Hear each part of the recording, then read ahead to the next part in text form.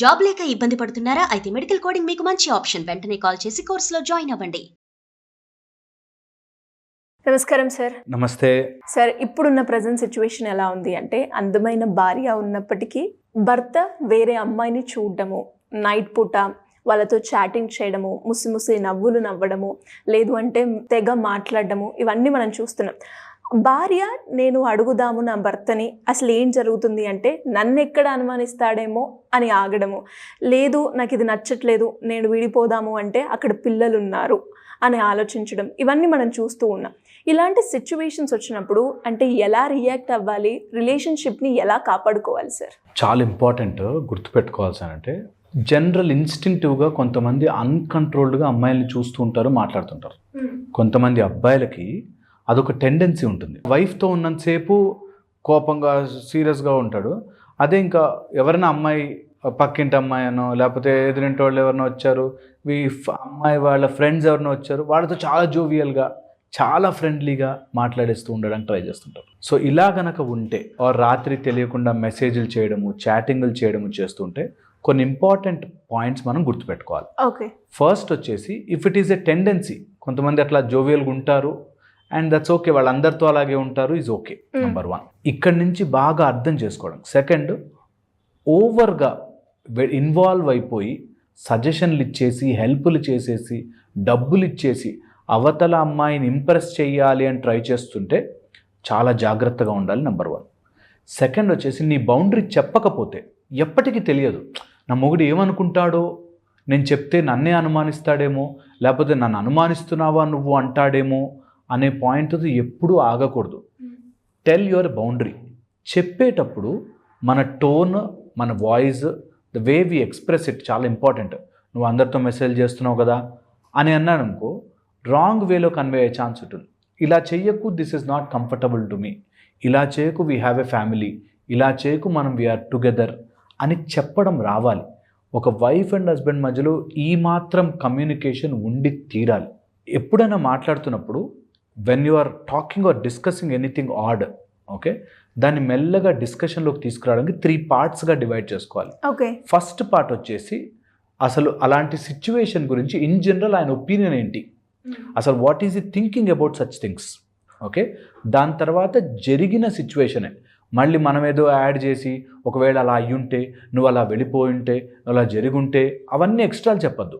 ఇలా ఉంది కాబట్టి నువ్వు నైట్ టైమ్ 10:30, 11 తర్వాత కూడా వేరే అమ్మాయిలతో మాట్లాడాల్సిన అవసరం ఏముంది, ఓకే.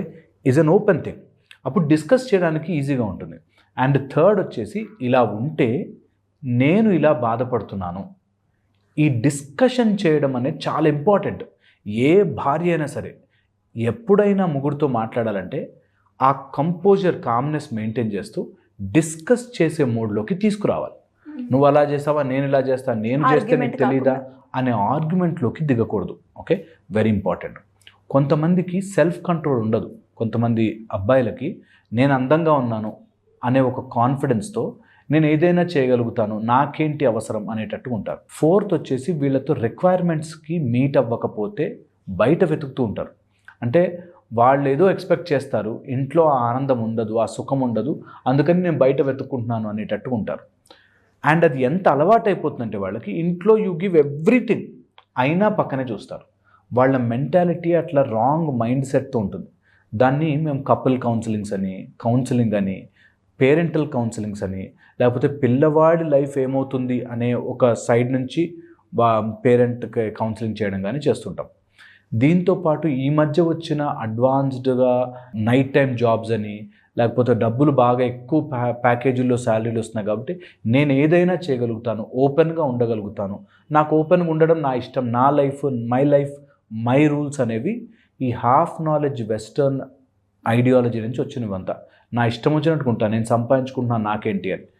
ఇలా మైండ్ సెట్లు ఉన్నవాడికి చిన్నవి కూడా మిస్టేక్స్ కనిపిస్తాయి. చిన్నవి, ఇంట్లో ఈరోజు ఏదో మాడిపోయిందన్నా కూడా పెద్ద ఫైట్. అది ఏముంది, దట్స్ ఓకే అని కాదు. ఒక బాటిల్ చేంజ్ అయితే ఫైట్. వాటర్ బాటిల్, నాకు పర్టికులర్ వాటర్ బాటిల్ ఉండాలి అని చిన్న వాటికి గొడవలు పెడుతుంటారు. వీటికి బౌండరీస్ సెట్ చేసుకుని, నాకు ఇలాంటి విషయాలు నచ్చవు అని ముందే చెప్పకపోతే లేటర్ డేట్ నీకు ఎప్పటి నుంచో తెలుసు కదా నేను మెసేజ్ చేస్తున్నట్టు, నువ్వెందుకు విన్నావు, ఇన్ని రోజులు బాగానే విన్నావు కదా అని వస్తుంది. వీటితో పాటు ఇంకెవరిని ఇన్వాల్వ్మెంట్ కాకుండా ఫ్యామిలీగా వైఫ్ అండ్ హస్బెండే కూర్చుని మాట్లాడుకోవడం కూడా రావాలి, చాలా ఇంపార్టెంట్. వీటితో పాటు ఎంపతి ఒకటి, కంపాషనేట్గా ఆలోచించి వాళ్ళ సైడ్ నుంచి వినగలిగేది ఏంటో ఆలోచించుకుని చేయాలి, చాలా ఇంపార్టెంట్ ఇది. ఓకే, ఎప్పుడైతే ఎంపతి ఉండదు, ఎప్పుడైతే అవతలి వ్యక్తి యొక్క పొజిషన్ని మనం అర్థం చేసుకోలేమో, వాళ్ళకి ఎంతసేపు I'm not happy here, I want to search happiness out side అనే మైండ్ సెట్లోకి వెళ్తారు. అట్ ద సేమ్ టైం అది కరెక్ట్ అని చెప్పట్లేదు, కానీ అలా వెళ్ళే ఛాన్స్ ఉంటుంది. కాబట్టి నీకు రిలేషన్ కాపాడుకోవాలి అని అనిపిస్తే ఆ విషయాన్ని కూడా నువ్వు టిక్ బాక్స్ పెట్టుకోవాలి. ఓకే, నేను ఊరికే ఇంటికి రాగానే అరవడం వల్ల, ఊరికే సతాయించడం వల్ల ఏమైనా మిస్లీడ్ అవుతున్నారా? ఒక మిడ్ లైఫ్ క్రైసిస్ అని వస్తుంది మధ్యలో, 30-35 దాటాక 45 వరకు ఇలాంటి వేవరింగ్ మైండ్ సెట్ అందరికీ ఉంటుంది. ఉండడం కరెక్ట్ అనట్లే, వచ్చే ఛాన్స్ ఉంటుంది. కాబట్టి దాన్ని పర్టికులర్గా మనం మేనేజ్ చేసుకొని రావాలి. More touching, more talking, more కన్జర్వేటివ్గా వాళ్ళని కలుపుకోగలగడం చాలా ఇంపార్టెంట్.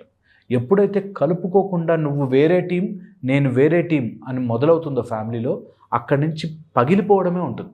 ఎప్పుడు కూడా 2 వేరే టీమ్స్ అని అనుకోవద్దు, 2 ఒకటే టీం.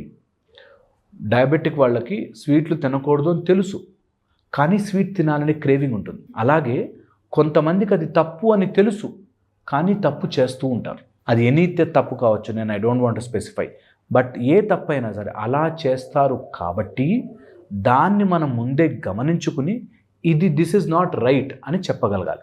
ఓకే, ఇంకొక ఇంపార్టెంట్ పాయింట్ ఇందులో, ఒకవేళ ఇట్లాంటివి ఏదైనా సీన్ జరుగుతున్నప్పుడు అయితే 4th పార్టీని ఇది వెళ్ళి అమ్మకి చెప్పడం, నాన్నకి చెప్పడము, ప్రూఫ్లు కలెక్ట్ చేయడము, ఇట్లాంటి పిచ్చి పనులు చేయడం వల్ల అది ఎక్కువ ఫ్లేర్ అప్ అవుతుంది. దాన్ని స్లోగా డైవర్ట్ చేసి తీసుకెళ్ళాలి. వీటితో పాటు ఎవరైతే males who are behaving like this, వాళ్ళకి నేను మరీ చెప్పాలనుకుంటున్నాను దట్ ఒక్కసారి భార్య మీ లైఫ్లోకి వచ్చాక ఇంకా ఎవరైనా సరే సృష్టిలో ఈజ్ రాంగ్. వాళ్ళని నువ్వు ఎప్పుడు ఎంటర్టైన్మెంట్తో చూడకూడదు. ఎంటర్టైన్మెంట్ మైండ్ సెట్తోనో ఎంజాయ్ చేయాలనో రాంగ్ చూపుతోనో చూడకూడదు. ధర్మ పత్ని అని ఒకటి అయిపోయిన తర్వాత, ధర్మముగా నువ్వు భార్య చేసేసుకున్నాక ఇంకా no other women in this world will take that position. అది కలికాలంలో true to the every world. ఇంకొక ఆపోజిట్ జెండర్ నీకు 4 మీటర్ల డిస్టెన్స్లో ఉండాలి. 1 హ్యాండ్ డిస్టెన్స్ అని చిన్నప్పుడు మనకు లైన్లో నుంచోబెడితే చెప్పాను, అలా ఉండాలి. ఎందుకంటే you should never entertainment such things. అలాంటప్పుడే ప్రేమలు పుట్టుకొచ్చి అన్నెసరీ బాండేజెస్ క్రియేట్ అయ్యి దానివల్ల కాంప్లికేషన్స్ అవుతాయి. ఎంత మంచి అయినా కానీ, నువ్వు ఎంత హార్ట్ఫుల్ మనిషివైనా కానీ, లిమిట్ ఈజ్ లిమిట్. ఇది చాలా ఇంపార్టెంట్. అమ్మాయి అయినా కానీ అబ్బాయి అయినా కానీ నీకు ఒకసారి మ్యారేజ్ అయిపోయాక ఇంకా ఎవరిని ఎంటర్టైన్మెంట్ చేయకూడదు. ఓకే, వాళ్ళ కోసం మన రాత్రంతా ఉండి మెసేజ్లు చేసి ఏదైనా కానీ, భార్య శూర్పణఖే కానీ భర్త రావణాసురుడైనా కానీ భర్తే భార్య, ఫినిష్ ఆ గేమ్. అప్పుడే యు ఆర్ వన్ టీమ్. ఏదున్నా సరే నా భార్యరా, ఏదున్నా సరే నా భర్తరా, వీఆర్ వన్ టీమ్. ఎప్పుడైతే స్ప్లిట్ అయ్యి 3rd పర్సన్ ఎంటర్ అవుతాడో డిజాస్టర్. అండ్ అలా ఉన్నవాడు ఏ రోజు హాయిగా ఉన్నాను అని అనుకోలేడు. ఏదో ఒక రోజు అదంతా బర్డెన్ అయ్యి ప్రాబ్లం అయ్యి మీ లైఫ్ని తినేస్తుంది. చాలా చాలా ఇంపార్టెంట్, గుర్తుపెట్టుకోవాలి. ఇక లాస్ట్ అండ్ ఫైనల్ పాయింట్ చెప్తాను. ఎవరైనా సరే నమ్మిన వ్యక్తిని మోసం చేసిన వాడు, ఆర్ నమ్మిన వ్యక్తి కాకుండా ఇంకెవరితోనో రిలేషన్షిప్ పెట్టుకోవాలని ట్రై చేస్తున్నవాడు నిజంగా పాపాత్ముడు. తప్పు ఆలోచనే అది. ఎంత గొప్ప గుణమున్నా సరే నీకు అది తప్పు ఆలోచనే. That is wrong for every point. So ఎప్పుడు కూడా అలాంటి పాపపు పని చేయకూడదు. దట్ ఈజ్ రాంగ్ బికాస్ నీకు ఆల్రెడీ ఒక నమ్మకస్తురాలైన ఒక ప్యూర్ బంధం ఒకటి ఉంది. కాబట్టి దానివల్ల పిల్లలు, లైఫ్, వాళ్ళ కెరియర్, వీళ్ళ కెరియర్, ఎమోషనల్స్గా చాలా అటాచ్మెంట్స్, కార్మిక దోషములు, ఎన్ని రకాలు ఉంటాయో. ఒకవేళ ఉంటే కొన్నిసార్లు మైండ్ సరిగ్గా పనిచేయదు, కొన్నిసార్లు మన ఆస్ట్రాలజికల్ ప్రభావం వల్ల పనిచేయదు, కొన్నిసార్లు ఒక భయంకరమైన ఇంట్లో ఉంటారు, ఆ ఇంటి ప్రభావం వల్ల జరుగుతుంది, వాస్తు ప్రాబ్లమ్స్ అంటారు, అలాంటి వల్ల కానీ, లేదా ఒక ఏజ్ వచ్చాక 35 to 45 మధ్యలో ఒక టైప్ ఆఫ్ వేవరింగ్ వస్తుంది. అలా గనక ఉంటే కంట్రోల్ యువర్ సెల్ఫ్. మీ స్ట్రెంగ్త్ని మీ బాడీ హెల్త్కి, మీ రిలేషన్షిప్ని స్ట్రాంగ్ చేసుకోవడానికి చేసుకోండి. చాలా చాలా ఇంపార్టెంట్. ఇది ఎంత చెప్పినా తక్కువే. ఎందుకంటే ఇట్లా బలి అయిపోతున్న వాళ్ళు ఎంతమంది మా దగ్గరికి వస్తారు, నాది తప్పండి తెలుసు కానీ చేశామంటారు. సో చేయకండి, అందులోకి ఎంటర్ కాకండి. ఆ స్టెప్ వేసిన తర్వాత బాధపడకండి. ఓకే, అది ఫస్ట్లో స్వీట్గా ఉంటుంది, తర్వాత పాయిజన్ అయిపోతుంది. ఎప్పుడైనా అంతే, తప్పుడు పని ఫస్ట్ స్వీట్గా ఎంత అద్భుతంగా ఉందనిపిస్తుంది, తర్వాత విషముగా మారుతుంది. మనకు ఆ లిమిట్ తెలియదు. అందుకోసమే చెప్తున్నాను, never ever entertainment such things. Thank you sir, thank you so much. Suman టీవీలో మీ పర్సనల్ అండ్ బిజినెస్ ప్రమోషన్స్ కోసం కింది నెంబర్కి కాంటాక్ట్ చేయండి.